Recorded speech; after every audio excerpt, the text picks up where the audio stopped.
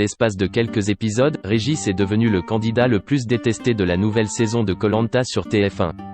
Une haine démesurée envers l'aventurier qui est, comme sa famille, la cible de menaces.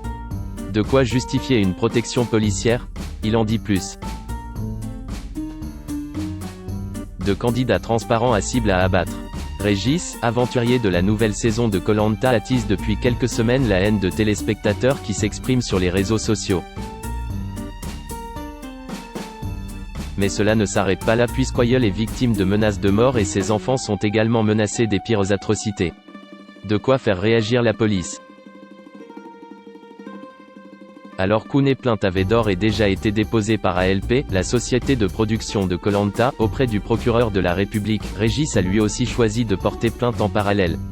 Il faut dire que les menaces ne cessent pas et que l'affaire prend des proportions injustifiées.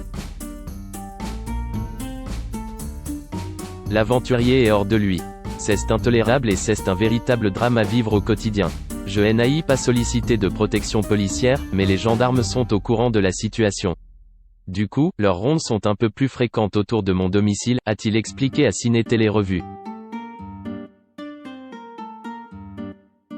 Selon son portrait diffusé dans l'émission animée par Denis Brognard, il habite dans Lyon.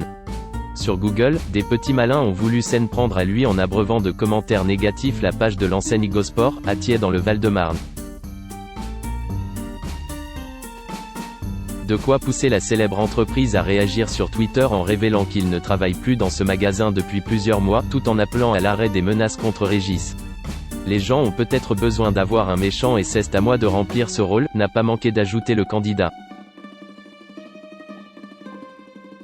Régis, qui avait débuté son aventure sur l'île des héros de manière extrêmement discrète avant de sortir du lot, s'était déjà exprimé auprès de Télé Loisirs sur sa situation compliquée depuis que l'émission a débuté sur TF1.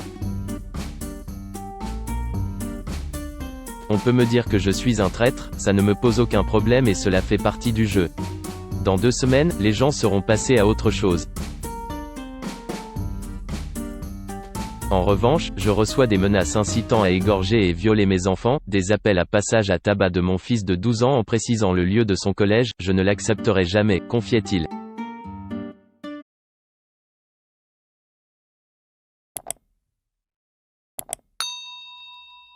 Chào các bạn, tôi là biên tập viên Hoàng Biên đến từ kênh tin tức 24 giờ.